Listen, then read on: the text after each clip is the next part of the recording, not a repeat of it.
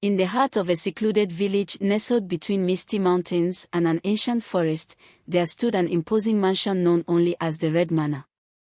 This mansion was the gathering place for a secretive society known as the Billionaires Club. Every full moon, the club's members, adorned in striking red garments, would gather for a mysterious ritual that captivated and intrigued the villagers. The leader of this enigmatic club was a figure known as Who, a billionaire whose wealth and influence were the stuff of legend. Who was always dressed in the finest crimson robes, a symbol of power and exclusivity. The villagers admired and feared the members of the Billionaires Club. Tales of their opulent lifestyles and secretive gatherings were whispered with a mix of envy and awe. Among the villagers was Ibu, a humble fish seller. Ibu's dreams were filled with visions of the wealth and prestige that came with being a part of the club. He yearned for the life of luxury he believed awaited him within the Red Manor. Driven by his desire, Ibu began to save every penny he earned. He worked tirelessly, selling fish from dawn until dusk, until he had amassed a small fortune. Determined to join the ranks of the Billionaires Club, he approached the gates of the Red Manor on the eve of the full moon. As he stood before the grand entrance, Wu himself appeared, dressed in his signature red robes. "What brings you here, humble fish seller?" Wu asked, his voice as smooth as silk but with an edge of authority. "I wish to join the Billionaires Club," Ibu replied, his voice trembling with excitement. "I have saved enough money to become one of you." Wu regarded Ibu with a piercing gaze before nodding. "Very well. You shall join us tonight. But remember, once you enter, there is no turning back." That night, Ibu was given a set of red robes and ushered into the Red Manor. The mansion's opulence surpassed his wildest dreams. Gold chandeliers hung from the ceilings, and the walls were adorned with priceless art. Ibu felt a rush of exhilaration as he mingled with the elite, basking in the luxury he had long desired. As the full moon reached its zenith, Wu called the members to the grand hall for the ritual. The room was dimly lit, with flickering candles casting eerie shadows on the walls. In the center of the hall stood a large, ornate mirror. Wu began to chant ancient words, and the mirror seemed to come to life, its surface rippling like water. One by one, the members approached the mirror, each reciting a pledge of loyalty to the club. When it was Ibu's turn, he hesitated. He felt a strange sense of foreboding, but his desire for wealth and status overpowered his fear. He stepped forward and recited the pledge. As soon as he finished, the mirror's surface turned pitch black. A chilling silence fell over the room. Suddenly, the mirror began to pull Ibu towards it, an invisible force drawing him in. He tried to resist, but it was too late. He was sucked into the darkness. Ibu found himself in a shadowy realm, a twisted reflection of the Red Manor. The opulence was gone, replaced by a nightmarish landscape. The other members, their eyes hollow and soulless, surrounded him. Who appeared before him, his red robes now a deep, blood-like crimson.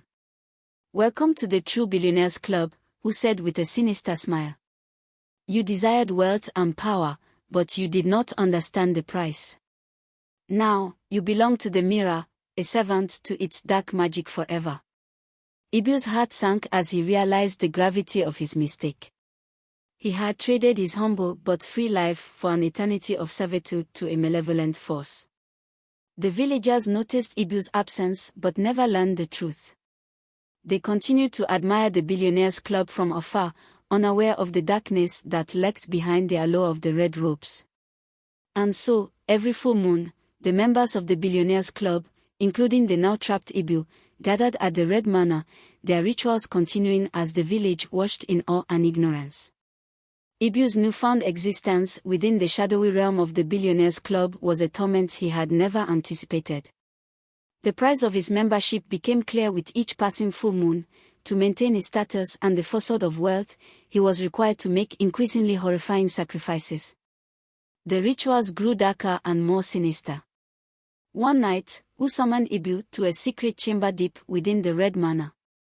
The room was adorned with macabre decorations, and at its center stood a large, ominous cauldron. The air was thick with the scent of incense and something far more disturbing, whose voice was cold and commanding as he spoke. The mirror demands more than just your loyalty, Ibu. It hungers for the lives of those you hold dear. Ibu's heart sank as he realized what was being asked of him. He had 2 children, his pride and joy. The thought of harming them was unthinkable, yet the power of the mirror left him with little choice. Desperation and fear twisted his mind as he brought his children to the secret room, their innocent eyes wide with trust.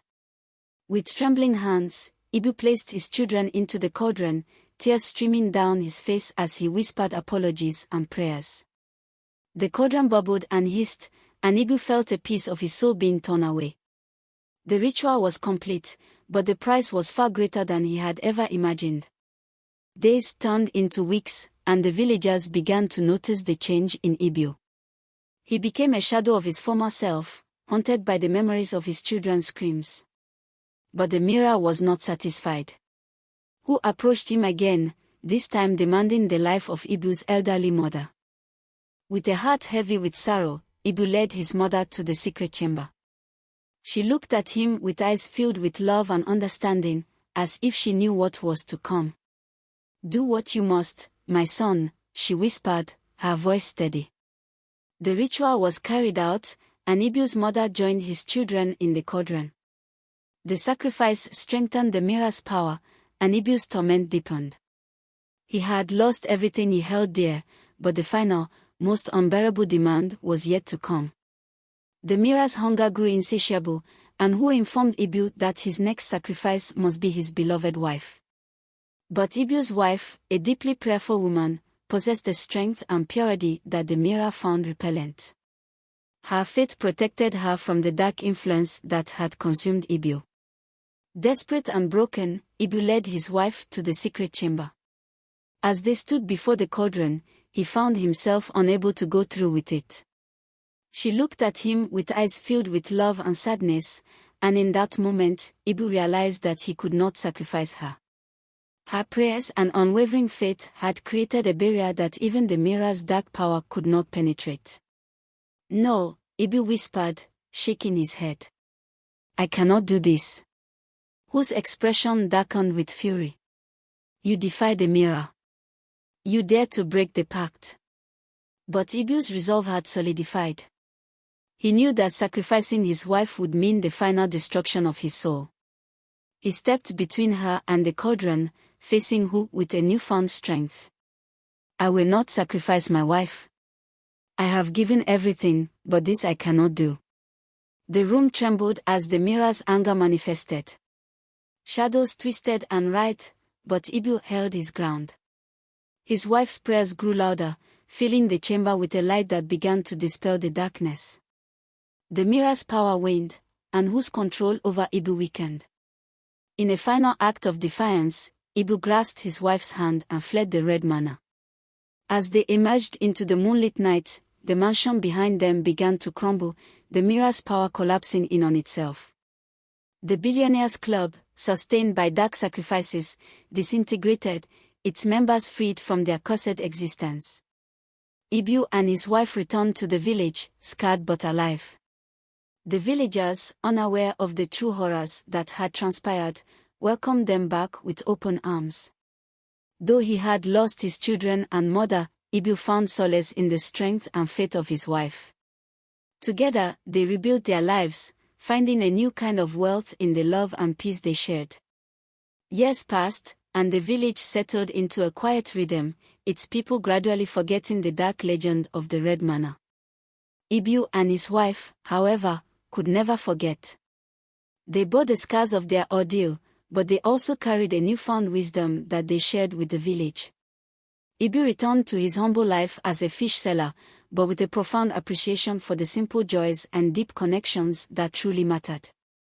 One evening, as the sun dipped below the horizon and the village prepared for the night, Ibu gathered the villagers for a special meeting.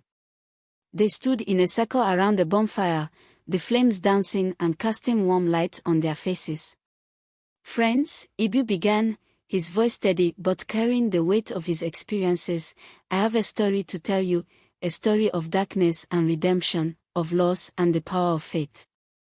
He recounted his journey, from the moment he aspired to join the Billionaires Club to the terrible sacrifices he was forced to make, and finally, to the moment his wife's faith saved them both. The villagers listened in rapt silence, their eyes wide with shock and empathy.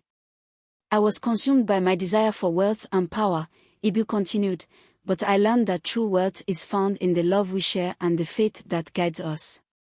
My wife's prayers created a light that even the darkest forces could not extinguish." As Ibu spoke, the villagers felt a profound sense of unity and understanding.